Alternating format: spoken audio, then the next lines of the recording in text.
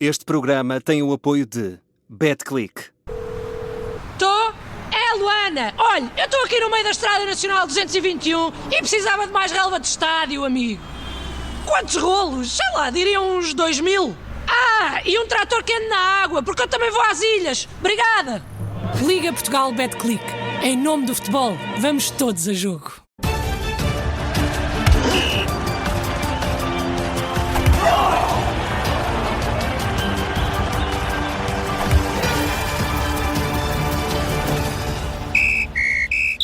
Três jogos, 3 vitórias, 0 golos sofridos. O Porto é líder da Liga Portuguesa depois de ontem ter vencido no Dragão o Aroca por 2-0. É um dos temas em análise na edição de hoje de E o Campeão é, com a ajuda de Gabriel Alves, Augusto Inácio e Pedro Henriques. Eu sou o Nelson Ferreira, sejam bem-vindos, campeões. De resto, a arbitragem de João Pinheiro já foi analisada pelo Pedro Henriques no podcast Sem Falta, está disponível no site do Observador. Destaque para esses 2 golos anulados ao Porto. Assim, num resumo, Pedro Henriques, foram bem anulados. Muito boa tarde. Sim, foram bem anulados por 2 situações completamente distintas. A primeira, a situação do Alberto Costa, dizer 2 coisas em relação a isso, que a malta continua, é só ler a internet, e o que mais me choca é ler a internet e ler sobretudo comentadores que são ex-árbitros de futebol. Eu vou dizer devagarinho para a malta perceber, já acabou, há não sei quantos anos, não tenho aqui presentes, que a pequena área, que não existe, chama-se área de baliza, é a área de jurisdição do guarda-redes. Isso acabou, já não é assim. O guarda-redes, em relação àquilo que de antes nem sequer podia ser tocado, as tais cargas, agora é um jogador exatamente igual a todos os outros, em que pode ser carregado de forma correta, com o ombro contra igual região do corpo, ombro omoplata, mas não pode ser carregado de forma incorreta. Posto isto, portanto, toda a gente que escreve que é pequena área, que o guarda-redes não pode ser tocado, e inclusivamente, como havia um ex-árbitro a dizer, a área de jurisdição, é falsa, é mentira, não está nas leis. Porquê é que é falta? Porque o Alberto Costa, como qualquer outro jogador, ao saltar, se tenta, neste caso com a cabeça, com o braço, com o ombro, com o corpo, chegar à bola e acabar por atingir o seu adversário, e aqui atingir é o guarda-redes, quando salta, salta com os braços esticados. E, portanto, tem direito a fazer isso, a saltar com os braços. Todas as cargas que existam com a cabeça ou com o ombro nos braços do guarda-redes são falta, porque só se pode carregar com o ombro contra igual região do corpo. E, portanto, o que acontece é que o Alberto Costa, quando salta, não só com a cabeça atinge a luva esquerda, mas, sobretudo, carrega e desvia os braços. É por isso que é falta. Correto. Em relação ao segundo lance, que também gerou aqui algumas dúvidas, até a mim próprio, porque estávamos focados no remate do Chior, penso que foi o Chior que rematou, e um tal jogador que se baixou e a bola passar por cima, não é aí que está o fora de jogo. O fora de jogo é antes, na construção da jogada, em que o André Silva sai de fora de jogo e vai disputar a bola com o Sanches, com o Javier Sanches. E o Javier Sanches é que toca na bola, alivia de cabeça. Portanto, quando o jogador que sai de fora de jogo, André Silva, vai disputar a bola com o seu adversário, o facto de disputar a bola, por si só, já pode ter ou não interferência no adversário. Ora, como ele entrou em contacto mesmo, como há mesmo contacto físico, claramente que há interferência na ação do adversário, que por si só a proximidade já o poderia dar. E é exatamente por sair de fora do jogo posicional, mesmo não tocando a bola e disputando a bola com o adversário, que é punido por interferir com o adversário, Lei 11, página 103, tendo impacto na sua ação. E este fora de jogo é de 45 centímetros. Resumindo e concluindo, os 2 golos anulados ao Futebol Clube do Porto foram bem anulados. Muito bem, está feita uma análise mais reduzida, a exaustiva está disponível no Sem Falta do Pedro Henriques. Augusto Inácio, o Futebol Clube do Porto continua aqui a ter na sua defesa o seu grande argumento para a revalidação deste título? Boa tarde a todos. Eu diria que o Futebol Clube do Porto ontem, na minha opinião, fez o melhor jogo da temporada.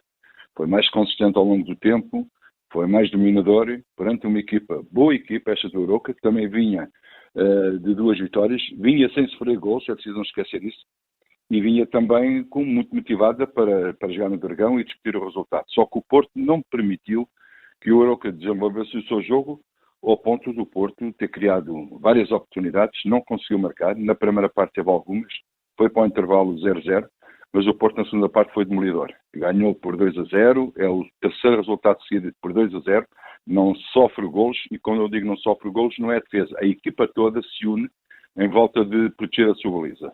Está a ganhar 1-0, para não correr tantos riscos, a equipa recua toda e dá a bola ao adversário para tentar, enfim, chegar um bocadinho mais à frente. Não permitiu nenhuma oportunidade de golo ao Aroca e depois conseguiu marcar mais um golo. Diria que o William Gomes foi a seta apontada à baliza do adversário e que o Arruba Areva foi, na minha opinião, o melhor jogador em campo. O que isto quer dizer que o Porto teve um lume ofensivo muito bom, muito criativo desta vez, e o Porto ganhou e ganhou bem. Por isso a vitória do Porto é inteiramente justa. Augusto, ainda assim, não sei se concordas que parece que continua aqui a faltar algum golo aos pontas de lança do Porto. Desbloqueou por Gabri Veiga, que tem aparecido bem neste início de época, André Silva e Denis Gul muito trabalhadores, mas ainda com pouco golo, e é por aqui que o Porto parece interessado em reforçar o seu plantel, um novo ponta de lança. Ora, eu diria que o Porto tem uma forma de jogar que desgasta e de que maneira os pontas de lança. Seja André Silva, seja Denis Gol, seja Samu, seja quem for, quem vier, o tipo de jogo que o Farioli quer é que realmente o ponta de lança pressione muito, quando não tem bola, os centrais adversários. E isso é um desgaste muito, muito grande. Mas o Porto vale para marcar golos, vale pelo seu todo. Tanto pode marcar o Borja Santos, como pode marcar o PP, como pode marcar o William Gomes, como pode marcar o André Silva. Não há especificamente assim um tipo de ponto de lança como tem o Benfica, por exemplo, Pavlidis, que é aquele que está mais na área e que não se gasta tanto. Tem o Luís Soares, do Sporting, e o Ioannidis, do Sporting, com mais dentro da área, mas também não se gastam muito em termos defensivos naquilo que é a pressão ao adversário. O Porto tem um outro estilo de jogo e por isso esses jogadores não aparecem tanto. Agora, se me disseres assim, mas achas que esses jogadores de pontas de lança do Porto, de um momento para o outro, podem marcar a diferença? Eu acho que não. Eu acho que o Porto precisa realmente de um ponta de lança. Acho que é o Giménez do AC Milan que é capaz de vir, mas esse também não marca muitos gols. Também é um jogador, esse mais posicional, esse mais metido dentro da área, esse já não corre tanto a pressionar os centrais, mas é um jogador diário que de momento para o outro pode marcar gols. Por isso o Porto não olha para o ponto de lança o marcador de gols da equipa, olha para a equipa no seu todo, tanto defensiva como ofensivamente.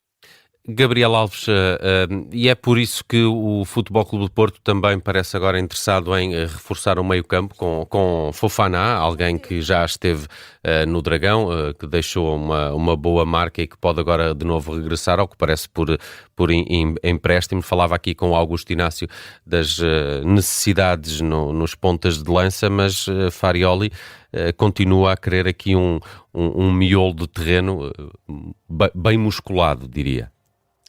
Boa tarde. Olha, a casa das máquinas normalmente no futebol hoje em dia e cada vez mais é um fator extremamente importante. Normalmente olha-se para a ponta de lança, marca os golos, faz o entusiasmo, dá de facto, portanto, as vitórias, mas para a bola lá chegar é preciso ter uma casa de máquinas como deve ser, devidamente tratada e devidamente organizada, e é dali que sai tudo o que é a estratégia do jogo da equipa. Tu tens, por exemplo, vimos o Real Madrid neste fim de semana com o Mourinho, portanto, frente ao Espanhol. A equipa está diversa da época passada, sim. A casa das máquinas está na mesma. Não conseguiu arranjar ainda alguém para substituir Kroos. E é a confusão total.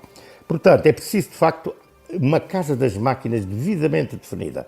E Fofana é um jogador, primeiro, conhece já aquilo que é importante, o espírito do Futebol Clube do Porto. Segundo, tem um perfil que se adapta perfeitamente àquilo que é o modelo de futebol de Farioli.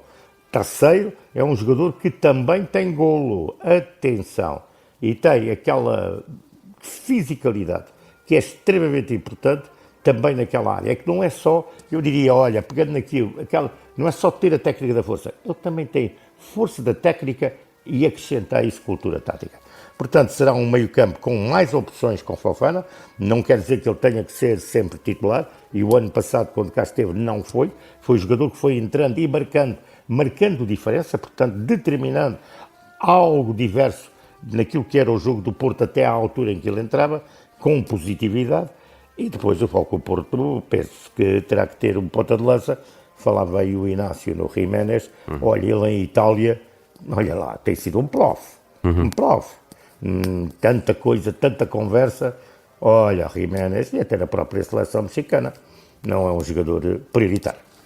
Muito bem, Pedro Henriques, vamos também analisar um pouco aqui as recentes declarações de Frederico Varandas. Garante que Luís Soares vai continuar no Sporting. Tem declarações também curiosas envolvendo Angelina Jolie e Cindy Crawford, mas vamos deixar se calhar para outro fórum. Gonçalo Inácio também deverá ficar, mas há aqui ainda movimentações de mercado por parte do Sporting. Um lateral esquerdo que chega de Marrocos com 17 anos e um guarda-redes que pode vir do Brasil. Varandas está aqui a pôr a cabeça no cepo, como se costuma dizer, por estas continuidades, principalmente a de Luís Soares e de Gonçalo Inácio. Bem, começando por outro lado, que você também falaste, a questão do Caíque, não é? Porque supostamente se o Virgínia se for embora, o Caíque poderá ser o tal guarda-redes que esteja a caminho e o tal lateral esquerdo, o Zecri, na tal perspectiva de crescimento e de vir no futuro a substituir um Maxi, para dar também profundidade e continuidade àquilo que é a ala esquerda e depois para poder no futuro eventualmente substituir o Maxi na tal perspectiva que o Sporting tinha tido até recentemente, que era como o Gyökeres e com o Ullmann, portanto ficas mais um ano ou mais 2, etc, e depois abrimos as portas para sair, um bocadinho nessa perspectiva que se o Maxi fizer mais uma época igual àquelas que tem feito, será cada vez mais difícil segurar o jogador do Sporting. Depois, relativamente às continuidades, quando o Gonçalo Inácio vem para o banco, fica aqueles alarmes na perspectiva de que foi mudança porque os centrais tinham sofrido 2 golos, mais 2 golos em 2 jogos, ou seja, tipo só estratégia, a parte tática, ou havia mais qualquer coisa, algum clube interessado, ter ali alguém que iria render muitos milhões, não convém lesionar e, portanto, na poupança. Portanto, ficou essa dúvida. Agora o Presidente Frederico Varandas diz que ele fica. E a outra questão em relação ao Luís Soares, porque percebia-se que havia ali um desconforto, e reparem uma coisa, eu não sei se aquilo que se ouve em termos de áudio é verdade ou é mentira, se é um áudio forjado, se é um áudio de alguém que inventou. O Frederico Varandas diz que é mentira, mas há um aspecto que nem o Frederico Varandas nem o Rui Borges podem desmentir, é que alguma coisa não estava bem em relação ao Soares, e por 2 razões, essas são concretas, não são mentira. Primeiro, por aquilo que a esposa veio a dado momento dizer nas redes sociais, quando vem em defesa do marido. Portanto, percebe-se que há qualquer coisa, quase a dizer que ele deu muito pela camisola e que havia ali alguma ingratidão. E depois, o Soares, desde que esses episódios até se calhar saber que ia ser titular do Sporting, todos os dias colocou frases bíblicas nas suas redes sociais. E curiosamente e coincidentemente, quando se fala que ele ia para a titularidade, deixou de as colocar. Portanto, isto é sinal de que alguma coisa não está bem. Não sei se tem a ver com aquele episódio que é verdade ou mentira, mas alguma coisa aconteceu em termos de balneário, por muito que o Rui Borges e o Varandas digam que não. Se o Sporting mantiver estes ativos e partindo do princípio que não há conflituidades e problemas de balneário, porque senão vale mais não os ter, são, vamos dizer assim, 2 reforços, que já lá estão, obviamente, de peso, porque o Soares é garantia de golo, e o Gonçalo Inácio, um jovem central, queria colocar outra vez um problema no Sporting, numa zona onde parece que o Sporting não tende em quantidade, falha, pelo menos aparentemente falhou quando sofreu os 4 golos. Portanto, vamos acreditar na palavra de Varandas, que estes 2 ficam, que estes 2 que vêm também vêm para reforçar e que talvez aí depois fique fechado o plantel. Augusto Inácio, a questão do Sporting e a questão do guarda-redes, também já falado da saída de Virgínia, ainda assim Rui Silva não está a ter um dos melhores inícios de temporada. Poderá também ser um dos fatores que justificam a ida ao Brasil para recrutar Caíque ao Palmeiras? Pois, o problema aqui assim é quando sofre golos não é só o guarda-redes, é a equipa no seu total, e o Sporting teve muito desorganizado nos golos que sofreu, tanto com o Vitória de Guimarães como com o Estrela da Amadora. Mas claro, o Luís Silva também tem ali assim, algumas culpas, principalmente naquele segundo golo do Estrela da Amadora, e deu um impacto, e isso teve um impacto muito grande, porque mesmo a acabar o jogo é o Luís Silva que salva o Sporting de não perder o jogo na Amadora, e nesse lance ninguém falou. E depois daquele jogo com o Vitória de Guimarães, viu-se que ele estava intranquilo. Não sei se isto que está a passar ou que está a sair na imprensa, se é mentira, se é verdade, em que ele também parece que está envolvido, mas diria que o Sporting ficou, como costuma dizer, com a pulga atrás da orelha. É verdade que a sensação que fica e que dá cá para fora é que o Sporting não acredita muito nos outros guarda-redes e o Rui Silva está com algumas dúvidas. E daí o Virgínia provavelmente é capaz de sair. E veio o Caíque do Nacional da Madeira, que teve um Nacional da Madeira o ano passado, diria que é um bom guarda-redes e não me admira nada que ganhe a titularidade, porque eu gosto desse guarda-redes. mas há qualquer coisa ali dentro que não tem nada só a ver com o valor dos jogadores, tem a ver com outras coisas que se passam ali, que vai saindo aqui ou lá, e quando sai cá para fora, não é os jornalistas que lançam a boca cá para fora, é de lá dentro que saem essas informações, e é nisso que o Frederico Varandas tem que olhar. Não é só mandar os culpas para cima dos outros e não olhar para dentro de casa em relação àquilo que se passa de menos bem e da informação que se passa de lá dentro. Por isso, vamos ver, é um Sporting que continua intranquilo, é um Sporting que está à procura da melhor forma, é um Sporting que está à procura da melhor equipa, é um Sporting que está à procura também, porque não dizê-lo, esconder um bocado os problemas que tem, tentando solucioná-los à medida que o tempo vai avançando, e há uma coisa que eu tenho a certeza. O Sporting continua a ganhar, tudo isto vai esquecer. O Sporting empata depois ou vai perder, tudo isto depois vem ao decílio. Gabriel, temos de avançar com os campeões desta segunda-feira. Não sei se queres deixar apenas um comentário a mais um clube português que entra em mãos internacionais, um grupo alemão que acaba de garantir a compra da SAD, 90% da SAD do Estrela da Amadora, um negócio de 40 milhões, com estrelas alemãs a figurarem como os novos donos do Estrela. Olha, muito rapidamente a dizer, ver para querer, mas de qualquer das maneiras, sendo quem está, portanto, na montra, na compra, portanto, desta SAD, fica uma expectativa positiva, porque normalmente de onde vem não é bem aquele negóciozinho que a gente vê aí, enfim, de outros que vêm para fazer o investimento aqui em Portugal, portanto, com tudo o que fazem, mas estes, se calhar, são alemães, têm um objetivo, têm uma meta. Vamos aguardar para ver e esperemos que façam algo de positivo e que sejam exemplares. Exemplares. Seria bom para tudo e para todos. Nota desta segunda-feira, Gabriel. Olha, a minha nota desta segunda-feira, estávamos a falar aqui do caso Soares, não é? Olha, cada caso é o seu caso, nada igual, mas, enfim, tem algumas. O caso de Julián Álvares no Atlético de Madrid. Olha, eu só direi, aquilo que se passou ontem é de uma gravidade enorme. Foi para o balneário, não é? Hã? Foi direto para o balneário. Sim, mas o mais grave é aquilo tudo que ele andou a fazer, dizendo que, portanto, queria se ir embora tendo um contrato. E a direção e a administração do Atlético de Madrid, dura, cumpre o contrato. Claro, o que é que quer? Claro. Isto não pode ser, não é por acaso que Guardiola, quando ele saiu do City, não se aborreceu nada. Não é por acaso. Que deixou sair, olha que não lhe andou a fazer festinhas como fez ao Bernardo Silva e a outros jogadores que ele os queria lá. Quis sair, saiu. Alguma coisa há. E quero dar isso, portanto, uma nota para Álvares, olha, é 0. E para o Gavi, que ontem se lesionou, é preciso dizê-lo, e espero-se que não seja grave, aquilo que ele fez da sua terra natal, disponibilizou para aqueles que mais precisam, em termos de habitação, 1,3 milhão de euros.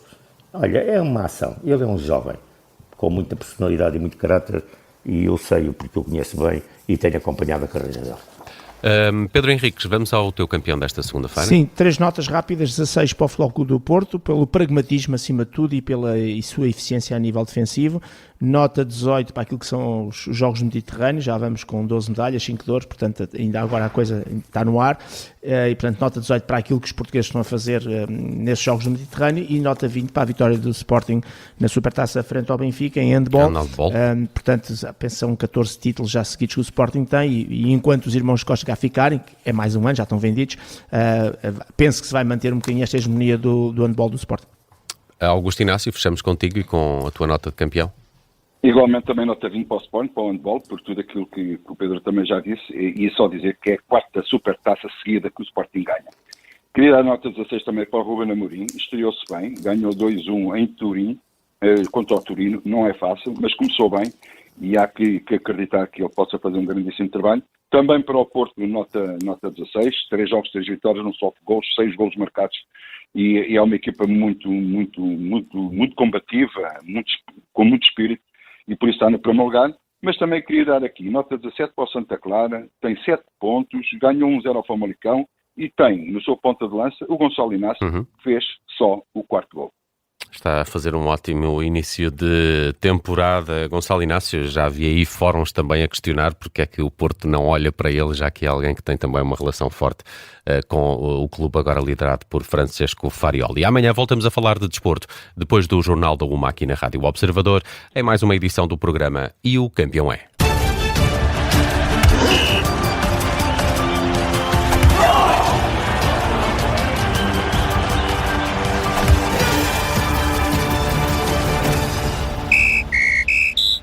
Este programa tem o apoio de BetClick.